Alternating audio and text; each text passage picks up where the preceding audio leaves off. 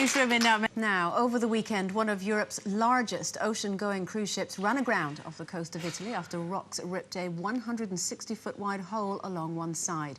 The Costa, a multi-storey vessel carrying over 4,000 passengers and crew, capsized off Italy's west coast, killing at least 6 and injuring dozens, while 15 remain missing. In yesterday's Telegraph, journalist Sarah Macefield wrote, "We have once again been reminded of the dangers of travelling by sea. Whatever the cause, this shows that 100 years on from the Titanic, such disasters can and still do happen. While regular cruisers are unlikely to be put off by what has happened to the Costa Concordia, the fear is that those who have never holidayed on a ship before may be deterred." So obviously our thoughts go out to anyone involved with the Costa and who is waiting for news. But do you think that the disaster will make you think twice about holidaying by sea? Because you're known as a traveller. You're the cruise lady. You're Yes, Jane McDonald. I am, and I've just been on a cruise and it was fantastic. So I would say no, don't let this put you off, because I was lucky enough to be trained as a staff member for 8 years, knowing how to evacuate a ship. And the shipping line I worked for was very thorough with all of us, and we really had to. It was like being in the Navy. I mean, it was so rigorous, and you know, we had to learn everything theory-wise as well, how to get off the ship, how to evacuate everybody off the ship. So please don't let this horrible accident, you know, put you off cruising. It is still one of the finest holidays ever. The one problem I did see on the ship I've just been on is that there was a lot of elderly and a lot of disabled on the ship, and I wasn't taught how to deal with that side of it. Really? You know, because it went on its side, and I was thinking, what would I do with my mum? She can't swim. So that did sort of make me think, how would have I coped with that? But otherwise, you know, the staff are really trained to a big degree. High degree. Yeah, I mean, obviously accidents do and can happen, but what people have to, I think, remember is it's like with the air travel, it's the same thing. It's so rare. You know, I can't remember the last time there was an accident on a major cruise ship. But yeah, I think it would put people off because you can't eliminate all risk, you know, and there's always like different reasons why there are accidents, you know, human error, you know, computers, all of that. So I wouldn't let it put me off. I never do. In fact, I do regularly watch things about air accidents because I think it actually makes you feel safer. Because, you know, like you say, on the ships, they are very well trained in evacuating people, and I think in aircraft as well, when they do crash, which is so rare. I mean, there's thousands of ships out there, and you know, this is the one accident that we all know about. With aircraft, there are so many flights going all over the world every single day, thousands.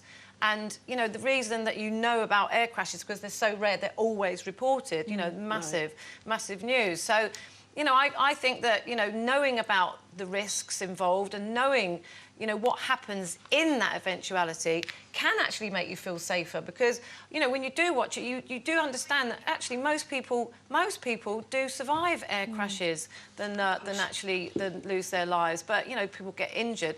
So I wouldn't let it put me off. I was in the tsunami in Phuket in 2004. I mean, right in it.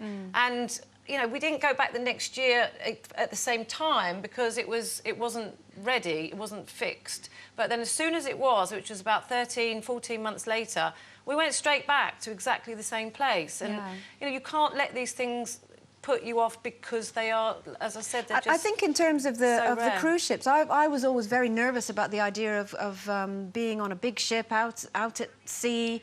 I'm quite frightened of deep dark water anyway, so that really frightened me.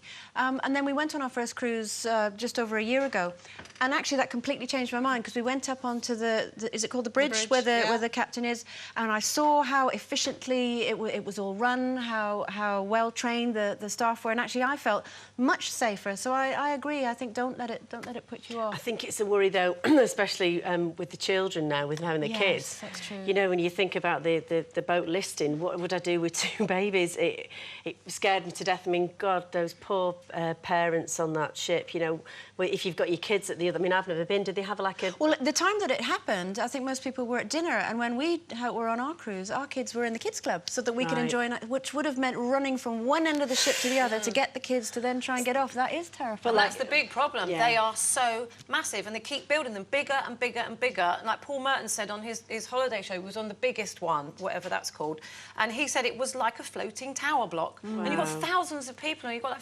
5,000-6,000 people to evacuate. I mean, doesn't bear thinking about. It doesnknowing really. I mean, knowing the nuts and bolts, I mean, it's nice to know that Jane said that it is really, really safe, and I think that's very true. On what you were saying about knowing the nuts and bolts of air travel, and I wouldn't like to know that at all. I don't want to know anything. Yeah. I just want to get on and turn up. And, It really they're all is very safe. nice. I have to reiterate it again. It really is safe. I mean, I was up with the Captain Peter Philpott. Thank you very much for the offer for the bridge visit. And I was there watching the navigation, and Ed's very interested in all that. So we were watching it and seeing how it all works. And it is. I think it's just a tragic accident. Don't let this put you off cruising, please. Well, we've had some various different opinions actually coming in from those of you at home. Thank you for getting in touch. Emma has said, I was talking to my partner last week about going on a cruise, but I'm definitely not going to now. Whereas Megan has said, life's too short to be living in fear of what if. I've been on 4 cruises and wouldn't hesitate for a second to go again. It's up to you really at the end of the day. But as I say, our thoughts go out to anyone who was involved in that disaster. It's break time now. We'll see you in a bit.